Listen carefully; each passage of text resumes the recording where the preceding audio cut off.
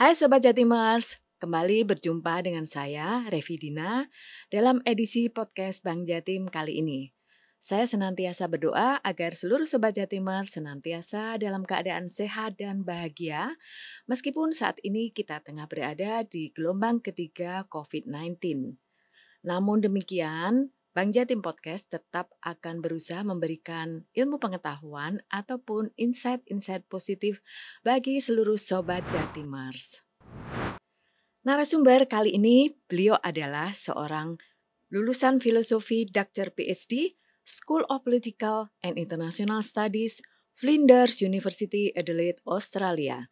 Seorang guru besar ilmu pemerintahan dan memiliki kegemaran menulis, telah menerbitkan lebih dari 250 artikel.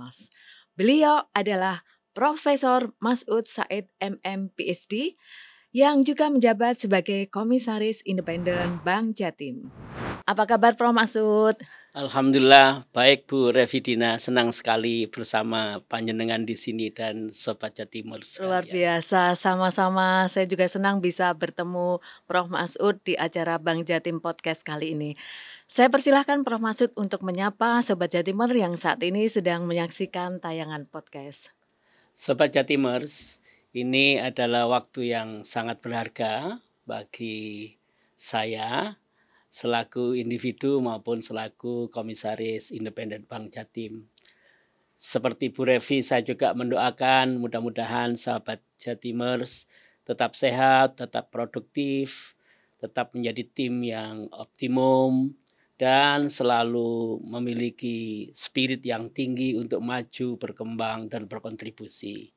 Itulah hal-hal yang penting nanti mungkin akan dibahas oleh Bu Revi, yang ini merupakan dunia beliau dan ini beliau in charge di Bank Jatim yang kita cintai. Terima kasih, sungguh salam yang hangat Prof.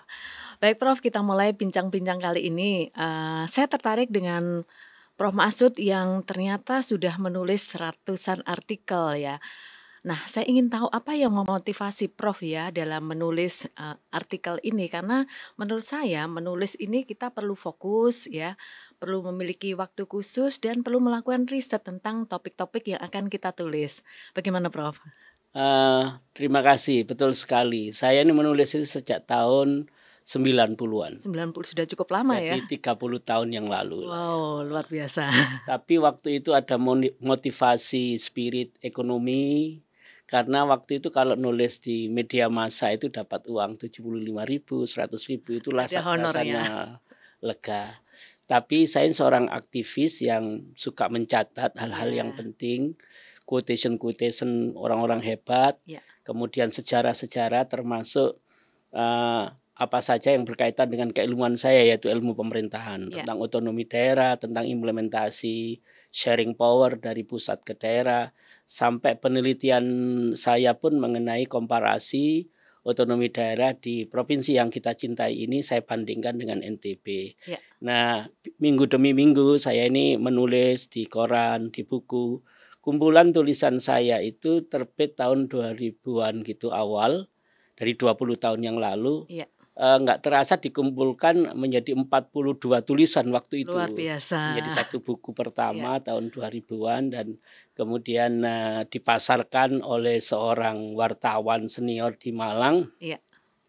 Dan itu menjadi kebiasaan saya karena saya ini seorang orang yang ingin belajar terus. Belajar kalau dicatat, dituliskan kembali itu maknanya lebih bagus. Belajar tidak mengenal usia ya Prof? Iya, jadi itu ratusan. Tahun 2000 aja sudah 40 gitu kan. Kemudian kalau 5 tahun lagi, 5 tahun sampai 2022 ini masih menulis kadang-kadang. Dalam berbagai kesempatan kita ketemu teman-teman kan, berarti saya menulis walaupun 3-4 halaman, apa yang harus kita kerjakan, apa yang harus kita hindari, kebersamaan model mana yang kita bangun, kemudian bagaimana kita saling menyapa secara corporation tetapi juga individual touchment. Kenapa saya ke cabang-cabang, kenapa kita melakukan hal-hal yang teleponing, kemudian chatting, itu Itu semua sebetulnya untuk membangun kebersamaan kita bersama yang merupakan basic atau dasar dari kita untuk bekerja bersama. Sampailah pada yang tadi dapat beasiswa S1, S2, S3. Semua beasiswa ya, Semua Prof? beasiswa. Wah, luar biasa sekali ini. S1 saya itu menunjukkan bukan saya pintar, tapi saya miskin. Oh. Tidak ada orang dapat beasiswa karena nggak pintar, Prof. Kemudian sampai saya di ASN itu pun karena beasiswa. Nah, kemudian tentu kalau S3 di luar negeri tentu kan pasti pakai dolar tuition fee-nya sampai terbang penelitian segala macam. Tapi itu tetap menjadi bagian dari saya ingin belajar menambah pengetahuan dan mendorong diri sendiri dulu untuk bisa mencatat hal-hal yang saya ketahui. Itulah jadi buku, jadi tulisan, jadi opini, jadi berbagai naskah yang saya kumpulkan. Inspiratif, Prof. Menarik sekali ceritanya. Mudah-mudahan ini bisa menjadi inspirasi bagi Sobat Jatimers. Berikutnya, Prof. Saya melihat ada salah satu buku karangan Profesor Masud ini yang menarik perhatian saya, yang judulnya Kepemimpinan Pengembangan Organisasi, Team Building, dan Perilaku Inovatif. Dan ini berhubungan dengan biografi Prof yang saya baca di akun Instagram Prof Masud, yaitu desainer kultur organisasi.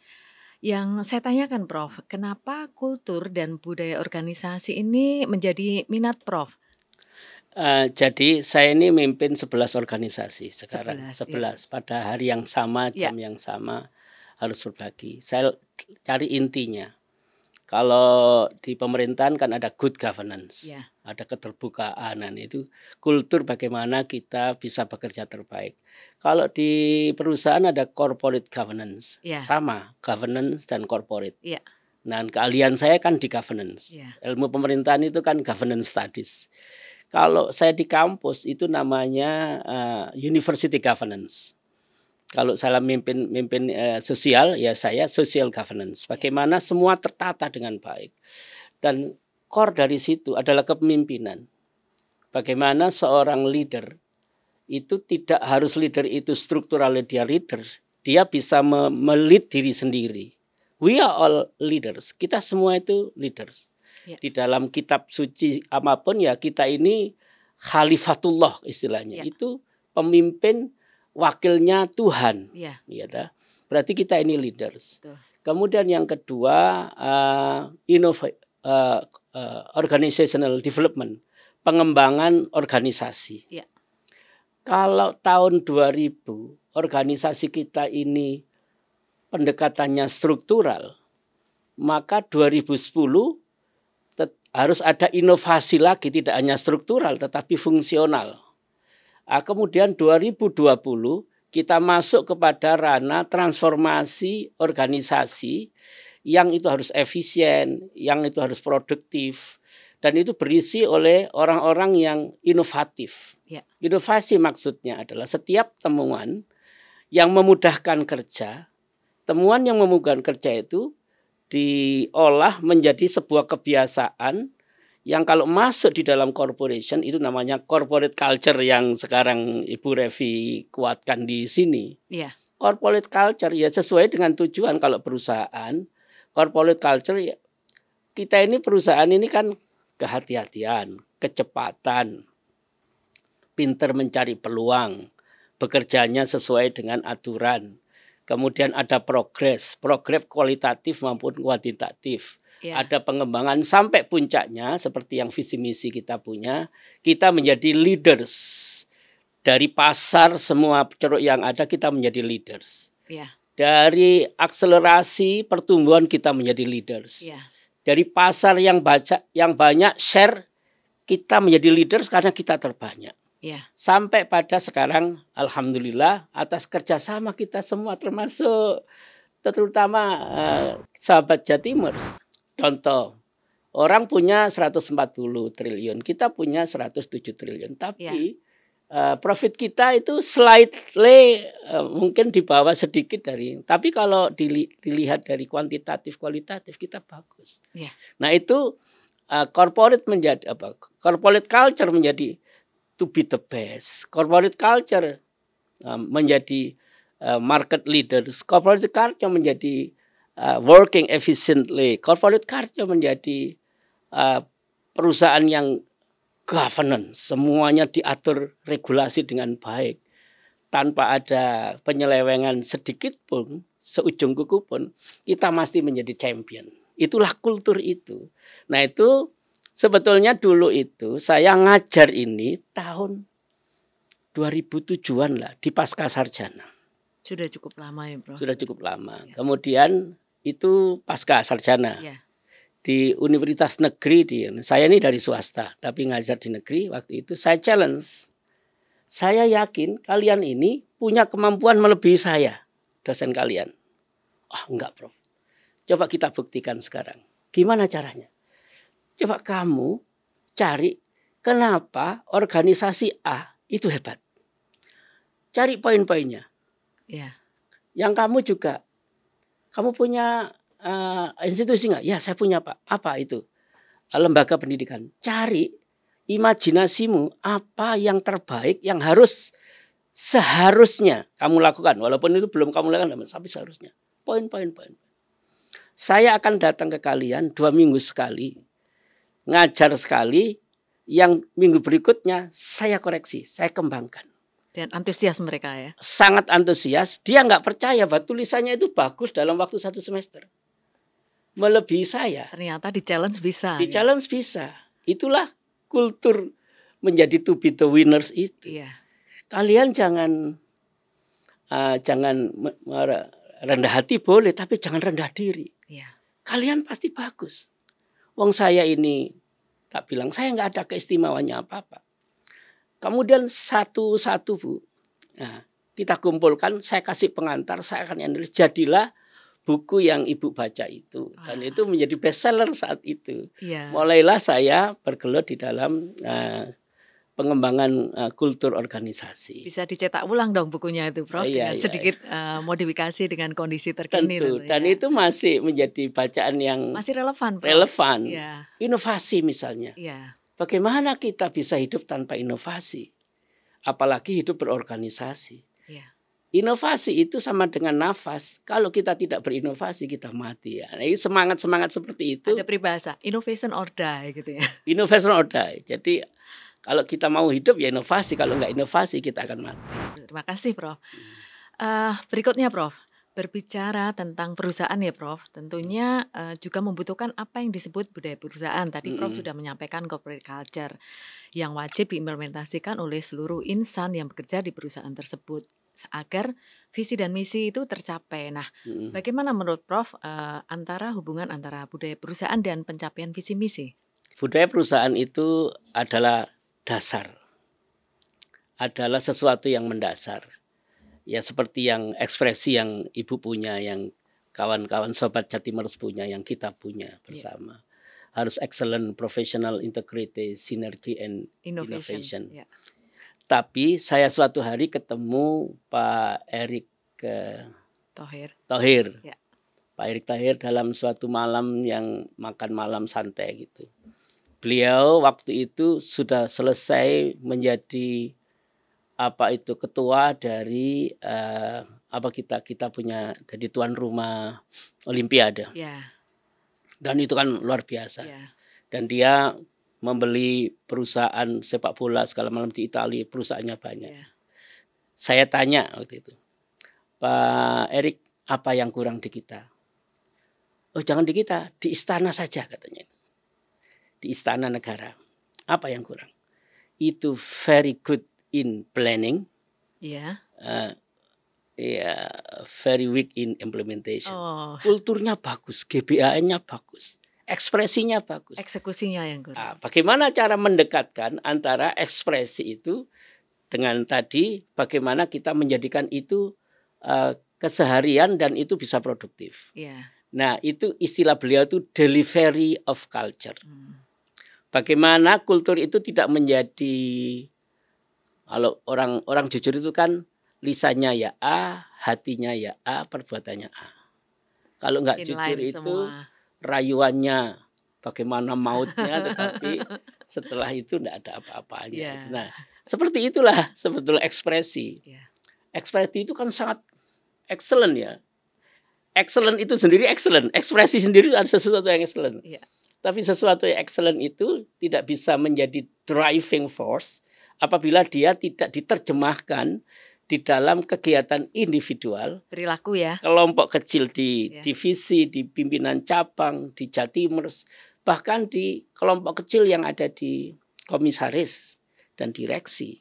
Jadi itu semua kayak gerakan yang kayak orkestra itu. Ya, serentak ya. Kalau itu gerakan, kita pasti bisa menjadi champion itu. Jadi harus semua serentak memainkan musiknya sendiri-sendiri, tapi jadi satu orkestra yang indah ya. Ya, baik Prof, luar biasa insight-nya tentang budaya perusahaan. Nah, berikutnya Prof, tentang membangun budaya perusahaan sendiri. Kalau berdasarkan pengalaman perusahaan-perusahaan besar itu rata-rata memerlukan waktu cukup lama, 5 tahun. Nah, bagaimana saran Prof ya untuk contoh-contoh penerapan budaya perusahaan agar lebih segera terimplementasi dalam jangka waktu yang terukur relatively tidak terlalu lama gitu. Kalimat-kalimat dari direksi tidak pakai lama. Ya. Nah, itu kan sesuatu yang penerjemahan dari excellent, simplicity, agile, and business savvy. Yeah. Kata-kata dari arahan, misalnya bapak-bapak dari komisaris, kita harus berani berbuat, ngambil resiko, tapi meminimalisasi resiko sesuai dengan aturan. Yeah. Risiko di mana-mana ada. Diam aja ada risikonya, apalagi berbuat. So, kita jangan takut dengan risiko, tetapi bagaimana memanage risiko. Minimalisasi risiko itu apabila kita tahu petanya, ini yang boleh, ini yang tidak boleh. Meminimalisasi risiko itu kita misalnya mau memberikan kredit, misalnya 100 miliar sampai 1 triliun. Tapi kita tahu bahwa yang diberi kredit itu punya masa depan. Dia punya kolateral yang aman. Dia portofolio keuangan yang bagus. Dan dia tidak ada di dalam track record dari perusahaan ini, kalau bahasa Jawanya ngemplang. Kalau kita kolek 1, 2, 3, enggak ada. Itu sebetulnya dari profesional. Itu aja atau misalnya. Jadi tindakan-tindakan sederhana aja. Dilakukan Jatimers gitu. Jatimers itu. Jadi seperti kelompok Jatimers itu kalau saya sering kan. Kalau Pak Karnose jelas ya, beri saya anak muda segala macam. Kalau Jatimers saya akan guncangkan dunia. Itu kan significant group yang bekerja tidak harus melihat posisinya apa, tapi saling melengkapi, saling mendorong, saling menyemangati. Saling memberikan motivasi satu dengan yang lainnya. Kalau Jatimers itu sebagai kelompok strategis itu bisa menerjemahkan corporate culture kita yang ekspresi itu dalam kehidupan sehari-hari, di dalam kita mengerjakan kewajiban-kewajiban di perbankan, insya Allah itu sudah tidak perlu lagi kita berteriak-teriak ke sana kemari. One day besarnya perusahaan itu tidak ditentukan oleh size-nya. One day, besarnya perusahaan itu tidak ditentukan oleh sejarahnya yang panjang. One day, suatu hari tidak ada hubungan antara panjangnya usia perusahaan dengan capaian. Tidak ada hubungan besarnya perusahaan wilayah dengan capaian. One day, yang menentukan itu ialah budaya organisasi, budaya yang produktif, budaya kita bisa berkontribusi, budaya, kalau ini yang sering saya katakan, giving, loving, and caring. 3 aja cukup. Kita giving, kita memberi kepada Bank Jatim, kita memberi sama pimpinan, kita memberi sama bawahan, kita memberi. Giving, loving, kita menyintai. Dalam makna, kalau aku sakit, sebetulnya kalian juga sakit. Jangan bilang kalau kalian sakit itu saya nggak sakit. Karena kita satu keluarga. Karena kita sudah bonding. Bonding ya. Sudah bonding, sudah menjadi satu. Ini yang perlu dipupuk terus. Rasa loving dalam makna yang itu kita dan caring, peduli. Allah itu bukan urusan saya, itu tidak begitu. Allah itu kan sudah ada yang tanggung jawab. Itu kan pimpinan. Allah itu, Allah maksudnya sikap kita untuk tidak peduli itu berlawanan dengan giving, loving, and caring. Saya cukup itu saja kalau di Bank Jatim itu. Jatimers, giving, you have to give something. Loving, kita harus saling menyayangi dalam makna saling membutuhkan. Tidak ada di sini pimpinan yang menentukan. Yang menentukan kita semua. Kemudian caring, kita peduli. Sampah kecil pun, ya kita nggak usah lah nyuruh orang. Benar, betul kan tempatnya. Itu yang begitu-begitu itu kalau para pimpinan bisa memberikan menjadi ideal type dari kawan-kawan, itu corporate culture ketemu. Ya. Kenapa tadi leadership, kepemimpinan menjadi kata-kata kunci? Ya. Sama saja ada teori saya, one day tidak ada yang lebih penting daripada contoh pimpinan. Kalau dalam bahasa agama itu uswah hasanah. Ya. Kalau dalam bahasa manajemen itu leaders itu bisa driving everything. Ya. Driving and execution ya. Execution. Jadi makanya tanggung jawabnya seorang pemimpin itu jauh lebih besar. Ya. Jauh lebih berat dan jauh harus lebih berhati-hati. Ya. Nah, disitulah letaknya. Adik-adik itu, anak-anak itu, kawan-kawan, itu terserah apa yang dia lihat, tidak terserah apa yang dia dengar. Ya. Apalagi kalau yang dia dengar nggak cocok dengan yang dia lihat, itu orang juga nggak mau juga. Gitu. Kesana semuanya, di pemerintahan, di bisnis, di sosial, bahkan di agama. Ya. Di agama, kita kepada pemimpin-pemimpin agama itu kan dia orangnya diam, tetapi ketika kita galau dia enak halus segala macam. Kita salah dia mau mengerti. Ini tanya sama perempuan di seluruh dunia. Kalimat ingin dimengerti itu kan menjadi ada lagunya. Ada lagunya, Prof. Karena wanita ingin dimengerti. Luar biasa, Prof. Ini inspiring sekali, giving, loving, and caring. Ya, simple tetapi dalam penerapannya leader juga harus bisa menjadi contoh untuk eksekusi. Luar biasa. Prof, berikutnya nih saya ingin ngobrol-ngobrol sesuatu tentang kulik-kulik datanya Prof Masud ya, yang saya baca dari medsosnya Prof. Ada sisi lain yang muncul dari profesor ini selain yang tampak di permukaan sebagai seorang intelektual dan akademisi, aktivis sosialnya luar biasa. Ternyata Prof ini memiliki hobi traveling dan seorang family man tentunya ya. Nah, juga saya baca Prof ini penghobi kuliner. Saya lihat malah ada kegiatan outdoor di hutan, masak di hutan. Wow, luar biasa sekali ini masak di hutan. Kalau saya takut didatangi harimau nanti, Prof. Nah, Prof, saya ini ingin memberikan satu mystery box untuk Prof Masud ya. Nah, nanti dari mystery box ini di benak Prof, apa yang muncul dari yang dilihat di dalam mystery box ini? Tunggu sebentar ya, Prof ya. Wah, ini berat. Nah, hati-hati Prof membukanya ya. Yes. Ini ada mystery box, silakan dibuka. Thank you. Ini saya bukanya ini. Ya.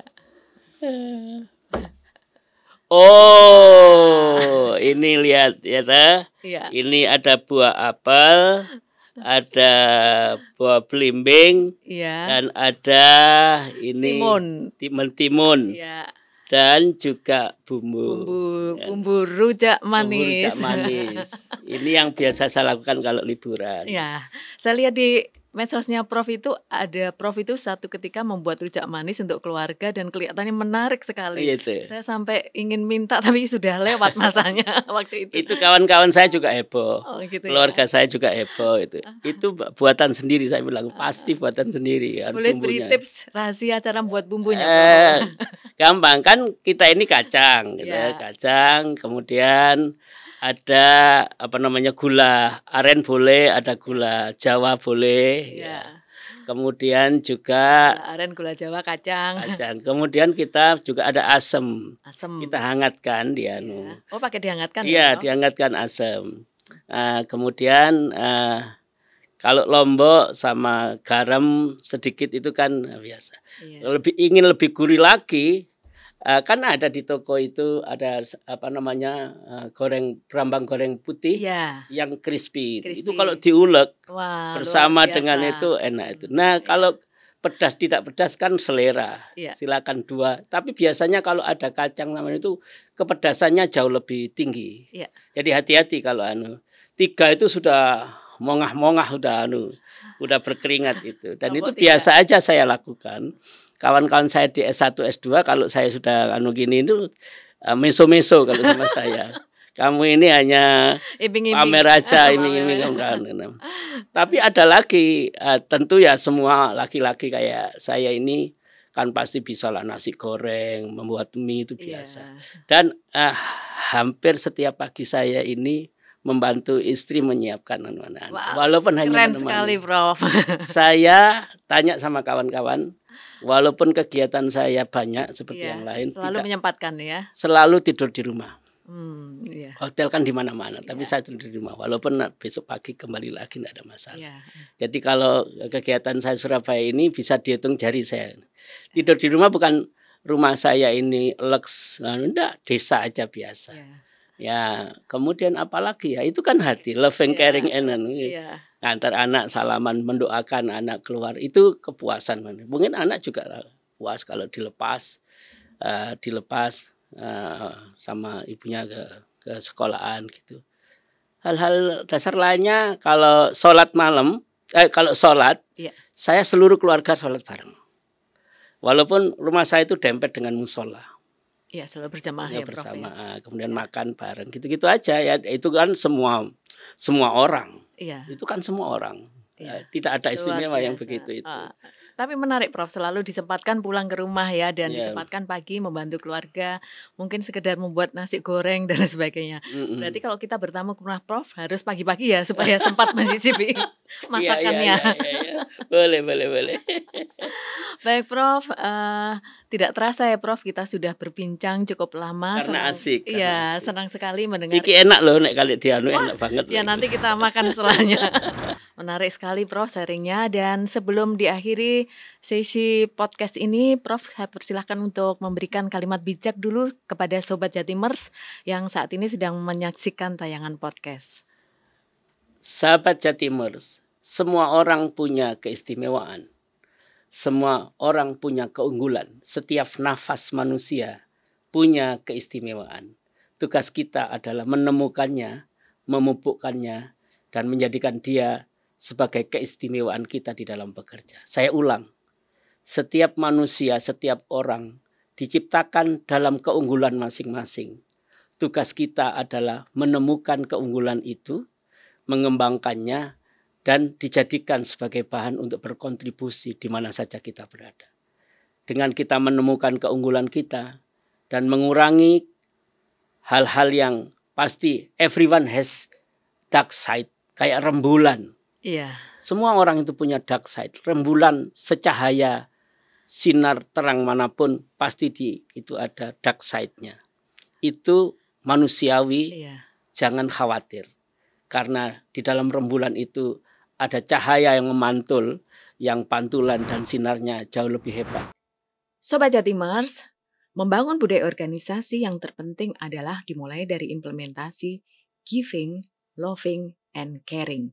Dan itu harus dimiliki oleh seorang leader agar bisa menjadi penggerak sebuah organisasi. Karena suatu hari nanti orang akan sadar bahwa organisasi itu bukan dinilai dari besarnya organisasi, sejarahnya, atau hal lain.